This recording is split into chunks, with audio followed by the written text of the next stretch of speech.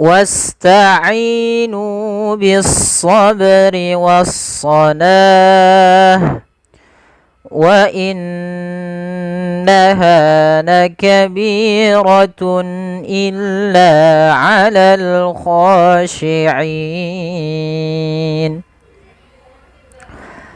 Pada lafal wasta'inu, di lafal wasta'inu ini langsung di huruf sin. Huruf alifnya dianggap tidak ada. Ya, dia ditandai yang di atasnya seperti ini, alifnya dianggap tidak ada, langsung ke huruf sinnya. Wasta'i ain. Di sini ada mad tabi'i ditandai dengan ain yang berharakat kasrah bertemu dengan huruf ya mati. Kemudian pada lafal nu, kembali lagi kita dapati juga ada mad tabi'i yaitu dhamma bertemu dengan huruf waw. Pada lafal alif di sini alifnya dianggap tidak ada, ditandai dengan sifat mustajir di atasnya. Kemudian lafal bis-sabri, bis-sabri. Di sini ada alif lam, kita namakan dengan alif lam syamsiyah, yaitu alif lam yang tertulis tapi tidak dibaca. Pada dasarnya kata bis-sabri itu dirujuk kepada al ditambah dengan asalnya adalah sabrun. Sabrun. Maka apabila ada huruf alif lam atau bacaan al masuk kepada kata sabrun, awalnya dia sabrun. Ketika dimasukkan kata kata tersebut dimasukkan al, maka dia menghilangkan tanwin menjadi ru saja, dan di sini ditasdidkan karena dia huruf shad termasuk huruf syamsiyah. Maka menjadi as-sabru. Ditambahkan dengan bis-sabri. Maka di sini alif lam syamsiyah langsung yang dimanakan huruf lamnya diidghamkan ke huruf shad dan tidak dibaca. Bis-sabri. Kemudian pada lafal ba, di sini ada huruf ba yang berharakat sukun. Maka ini kita namakan dengan bacaan qalqalah. Qalqalah yaitu bacaan yang dia memantul. Nah, kesalahan yang sering terjadi teman-teman di dalam membaca qalqalah ini di antaranya adalah yang pertama, dia tidak mantul. Ini yang sering terjadi. Tidak mantul. Contoh bagaimana yang tidak mantul bacaannya adalah bis-sabri. Bis-sabri. Bis-sabri. Ini tidak memantul. Yang kedua adalah dia menambah hamzah. Contoh bagaimana menambah hamzah? Bis-sabri. Bis-sabri. Harusnya qalqalah tidak tambahan hamzah. Tapi bagaimana melafalkan bacaan qalqalah itu? Yaitu memantul saja, menyesuaikan daripada makhraj daripada huruf ba. Bis-sabri. Bis-sabri. Sabri. Bukan sabri. Tapi dia sabri. Kemudian lafal was-shalah. Nah, hati-hati dalam lafal as-shalah. Ini jangan sampai dibaca dengan as-shalawah. Kita bahas dahulu yang alif lamnya.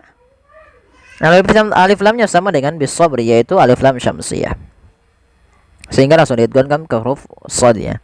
Kemudian pada lafal as-shalah, ini kita bisa hukumi dengan mad arid lisukun bila kita waqaf. Maka dia menjadi mad arid sukun. Apabila kita menjadi kita masuk kepada wasal, tidak waqaf misalkan, maka dia langsung ke huruf yang mana? Dia langsung ke wa innaha misalkan. Was-salati wa innaha. Sehingga langsung ke wa. Jadi di sini mad tabi'i menjadi mad tabi'i lafal lainnya. Tapi karena kita waqaf, maka di sini awalnya kalau dia ada huruf ta marbutah seperti ini, awalnya was-salati, kalau kita waqaf dia kita ganti dengan huruf ha yang disukunkan. Maka menjadi was-salah. Nah, pada lafal shalah itu kita boleh membaca sepanjang 2 harokat atau 4 harokat atau pula 6 harokat karena dia kita hukumi dengan mad arid disukun. Wasta'inu bis-sabri was-salah.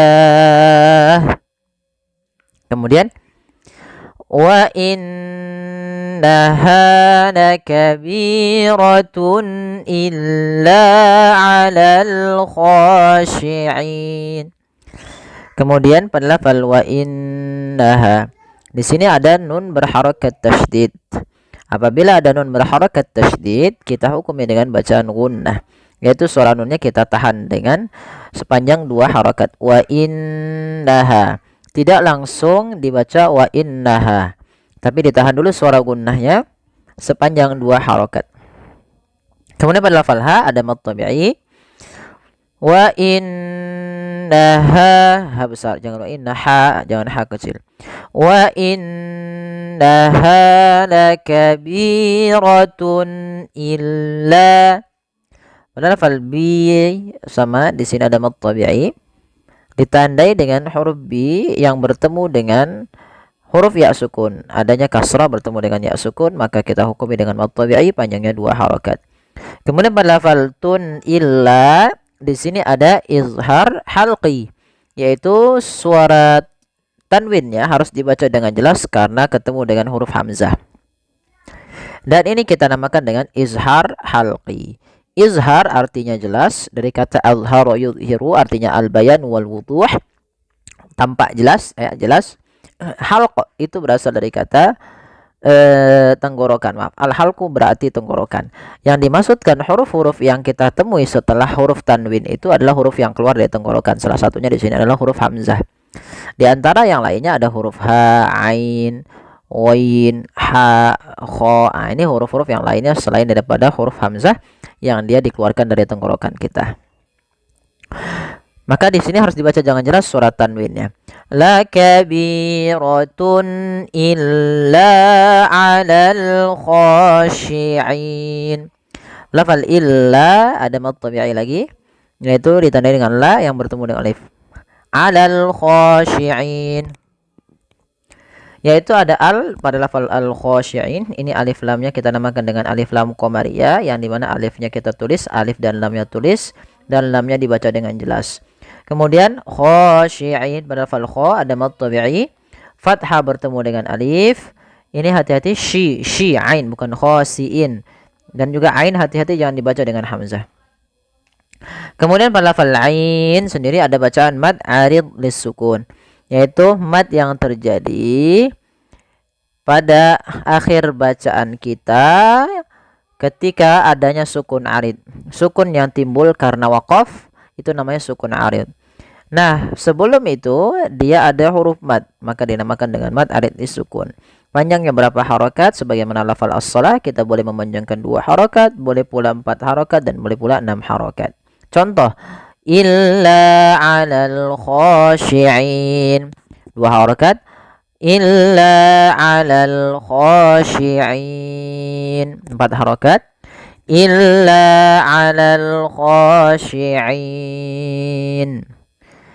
alladzina yadhunnuna annahum mulaqu rabbihim wa annahum ilaihi raji'un. Pada lafal alladzina, ketika yang seperti ini kita baca di awal, kita baca dengan a. Alladzina, yaitu di sini ada alif lam, yang dimana di sini kita bisa namakan dengan alif lam lazimah. Tapi juga kita bisa kategorikan alif lam syamsiyah. Misalkan begini, ada lafal qamarun dimasuki dengan alif lam, maka menjadi al-qamaru. Nah, misalkan lafal qamarun ini dipisah dengan alnya, maka dia masih bisa dibaca qamarun. Sedangkan alladzi tidak bisa.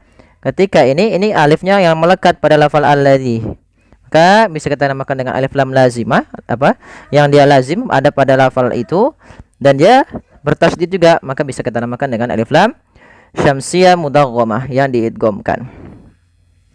Kemudian hati-hati teman-teman pada lafal zina. Ketika melafalkan zina, di sini jangan kita baca dengan zina, tapi alladzina. Jangan sampai kita merubahnya menjadi huruf zai. Ini yang sering terjadi kesalahan, yaitu menggantinya dengan huruf zai. Padahal di sini adalah huruf zal, yang makhrajnya adalah ujung lidah kita menempel dengan gigi sari atas kita. Alladzina, alladzina, bukan allazina. Tidak. Sering terjadi kesalahan dalam melafalkan alladzina, yaitu menggantinya dengan huruf zai. Kemudian pada lafal yadhunnuna, Maaf, tadi yang terlewat.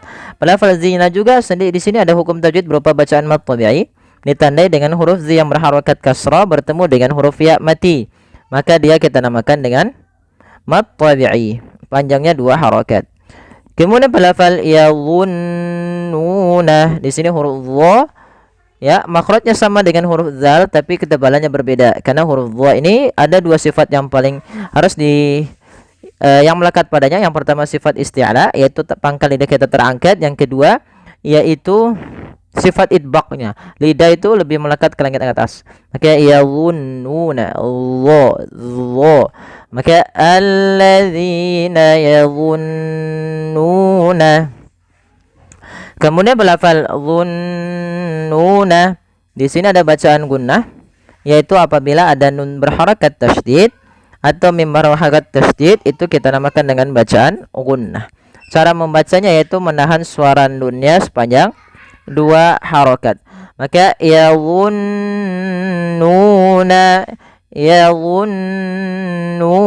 jangan langsung yadhunnuna tapi ditahan dulu nunnya yadhunnuna. Kemudian pada lafal nuna ada mad tabi'i yaitu ditandai dengan dhammah bertemu dengan huruf waw. Kemudian pada lafal annahum mulaqu ada berharokat tasydid sama sebagaimana yadhunnuna kita hukumi dengan bacaan gunnah, sama menahannya persis dengan yang sebelumnya. Kesalahan yang terjadi tidak menahannya. Kemudian annahum mulaqu pada lafal mim mati bertemu dengan huruf mim di sini ada bacaan idgham mimi. Idgham mimi yaitu apabila ada huruf mim mati atau mim sukun bertemu dengan huruf mim sebelumnya, setelahnya, maka itu kita namakan dengan idgham mimi. Idgham mimi ini cara membacanya mim yang pertama masukkan yang mim kedua, kemudian ditahan. Maka annahum mulaqu ditahan dulu. Banyak juga yang tidak menahannya, misalkan alladzina yadhunnuna annahum mulaqu. Harusnya ditahan dulu untuk menyempurnakan mimnya. Annahum mulaqu rabbihim. Kemudian balafal laqu kedua-duanya mad tabi'i. Yang pertama la bertemu dengan alif kecil seperti ini. Ini tetap kita namakan dengan mad tabi'i. Kemudian ku ada mad tabi'i juga pada lafal ku ditandai dengan huruf dhammah bertemu dengan waw. Kemudian pada lafal alifnya itu kita anggap tidak ada, yang ditandai dengan sifar mustadir lingkaran kecil di atasnya menandakan dia tidak dibaca. Kemudian rabbihim wa annahum. Kembali lagi sama.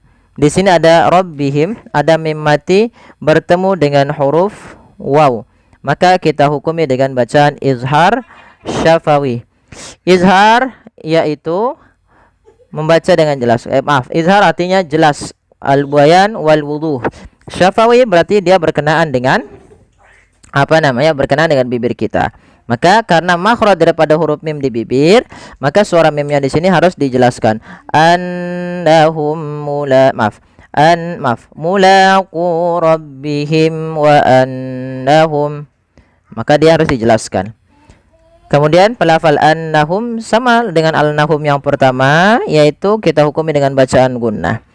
Kemudian mim mati bertemu dengan hamzah sama hukumnya dengan ketika mim mati bertemu dengan waw, yaitu izhar syafawi. Kemudian ilaihi raji'un. Laihi di sini ada bacaan yaitu bacaan lin yang di mana ada huruf ya yang didahului dengan huruf berharakat fathah. Nah, di sini harus ditambahkan dengan jelas huruf hanya hahi ilaihi raji'un. Pada lafal ra ada mad tabi'i fathah bertemu alif. Kemudian pada lafal laun ada bacaan mad arid lis sukun, yaitu mad yang terjadi di akhir bacaan kita disebabkan karena ada sukun arid. Sukun arid itu apa? Sukun yang muncul karena waqaf. Nih misalkan raji'una, karena kita waqaf nunnya jadi mati, raji'un. Nah, sebelum huruf yang mati itu ada huruf mat berupa huruf waw yang mati di sini. Awalnya raji'una 2 harokat, karena kita waqafkan maka dia berubah menjadi mat arid disukun. Panjangnya berapa harokat? Mat arid disukun kita boleh baca 2, 4 ataupun 6 harokat. Kita coba raji'un, 2 harokat. Raji'un, 4 harokat. Raji'un, 6 harokat. Kita coba ulang baca dari ayat awalnya. Alladzina yadhunnuna annahum mulaqu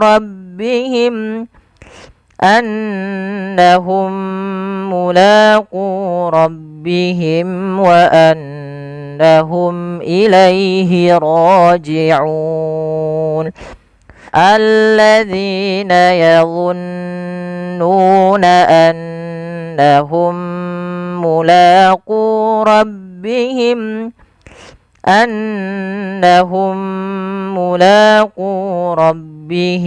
wa annahum ilaihi raji'un. Ya bani Israil اذكروا نعمتي التي أنعمت عليكم وأني فضلتكم على العالمين. Pada lafaz bacaan ya bani, pada lafaz kata ya, di sini ada kita hukumi ada bacaan namanya mad tabi'i, yaitu ditandai pada lafaz huruf ya, ada ya berharakat fathah bertemu dengan alif, maka kita namakan dengan mad tabi'i, panjangnya 2 harakat. Kemudian pada lafaz ni, di sini ada mad jaiz munfasil, yaitu mad yang terjadi apabila ada mad tabi'i bertemu dengan huruf hamzah setelahnya. Kemudian biasanya ditandai dengan tanda warna merah berbentuk pedang kecil di atasnya. Itu menandakan dia panjangnya lebih daripada 2 harokat. Nah, apabila ada mad tabi'i bertemu dengan hamzah dan hamzahnya berada di lain kata, maka kita namakan dengan mad jaiz munfasil. Panjang untuk mad jaiz munfasil sendiri yaitu 4 harokat atau 5 harokat dalam riwayat Imam Hafs an Asim, jadi jalurnya Imam Syatibi. Kemudian pada lafal Israila,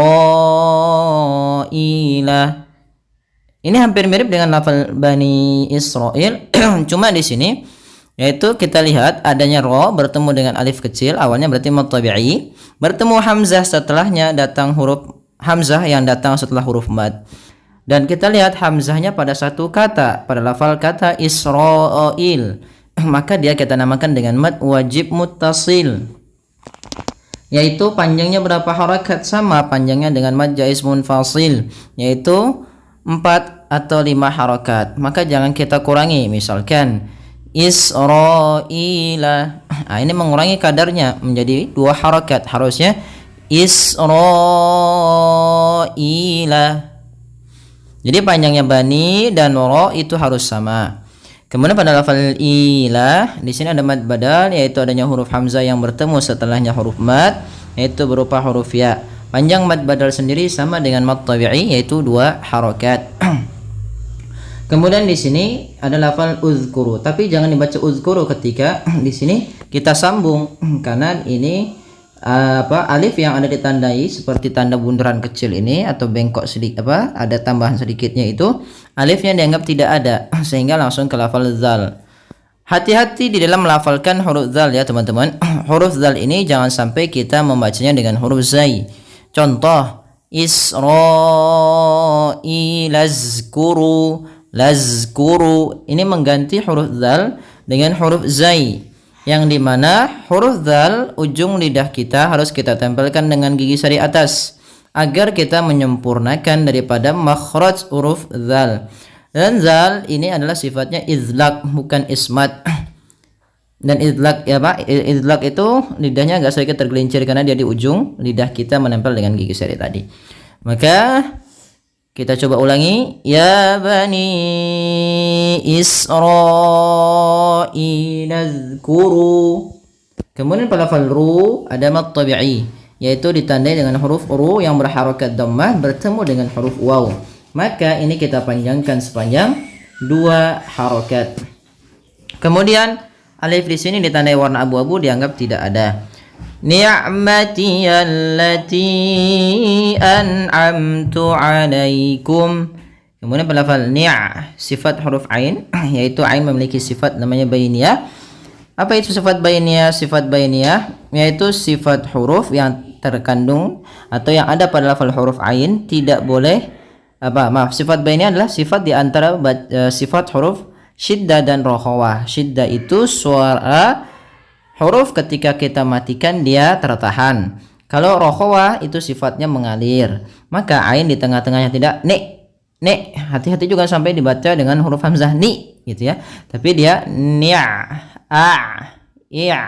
maka ni'mati. Hati-hati jangan sampai masuk ke rongga hidung lafal ain ya. Ya, kalau kita lagi pilek biasanya mungkin agak masuk. Ya, tapi jangan sampai masuk ke rongga hidung huruf ain karena dia bukan daripada itu. Ni'mati allati. Kemudian pada lafal allati di sini ada alif lam, yaitu alif lam lazimah, atau bisa kita juga masukkan dengan alif lam syamsiyah, yaitu di mana huruf lamnya diidghamkan. Atau juga bisa kita kenal dengan idgham syamsiyah. Kemudian pada lafal an'amtu. Di sini ada bacaan berupa yaitu mad jaiz munfasil.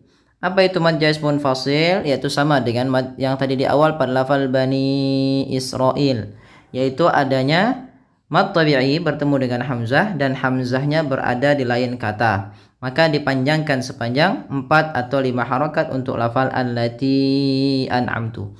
Jangan dikurangi, misalnya ni'mati allati an'amtu. Tidak boleh dikurangi, tapi dia dipanjangkan sepanjang 4 harokat baru dilepaskan. Kemudian pada lafal an'amtu, pada lafal nun mati ini ada bacaan izhar, yang dimana ada nun mati bertemu dengan huruf ain, yang dimana suara nunnya harus kita jelaskan, tidak boleh. Nah, hati-hati, banyak sekali terjadi kesalahan, yaitu dia memantulkan suara nunnya. Contoh an'amtu, misalkan ni'mati allati an'amtu 'alaikum. Nah, ada yang terjadi seperti itu. Ini salah ya. Dia tidak boleh mantul suara nun. Terus bedakan yang kedua dengan ain, bukan an'amtu tapi an'amtu. Kemudian pada lafal alaikum ada bacaan di sini, yaitu bacaan lin pada lafal laikum ya. Adanya fathah bertemu dengan huruf ya mati. Kemudian ada pada lafal alaikum wa anni ada mim mati bertemu dengan waw, maka ini kita namakan dengan idhar syafawi, sama sebagaimana tadi mim mati ketemu dengan ta. Wa anni faddaltukum. Lafal anni ada bacaan gunnah, yaitu pada lafal nun yang berharokat tasydid. Maka apabila kita mendapati di dalam bacaan Quran kita ada nun berharokat tasydid, maka ini kita namakan dengan bacaan gunnah. Kemudian ni sendiri ada lafal mad tabi'i atau bacaan mad tabi'i ditandai dengan huruf nun yang berharokat kasrah bertemu dengan ya.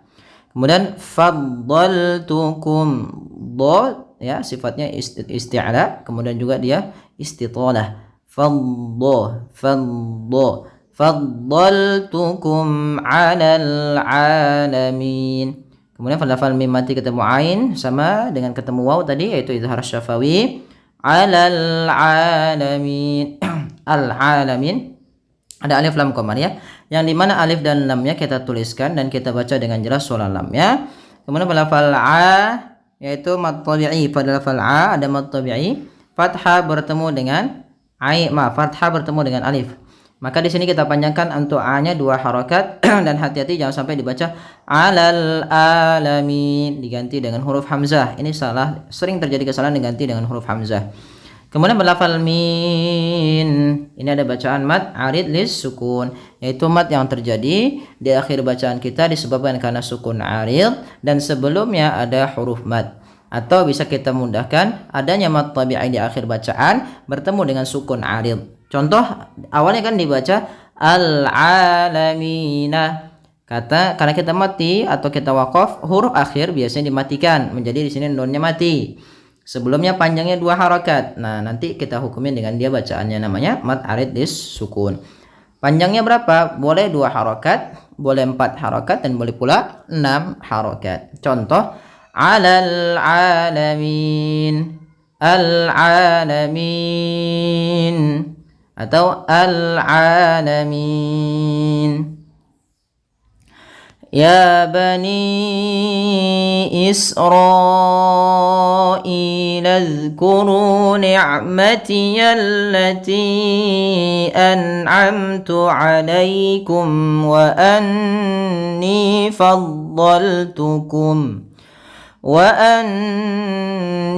فضلتكم على العالمين. Ya, sadaqallahul azim. Ya, semoga yang sedikit ini bermanfaat bagi teman-teman sekalian. Mohon bantuannya untuk like, share, subscribe, dan juga dibagikan ke teman-temannya supaya mendapatkan manfaat bersama. Terima kasih, kurang lebihnya mohon maaf. Wabillahi taufiq wal hidayah. Wassalamualaikum warahmatullahi wabarakatuh.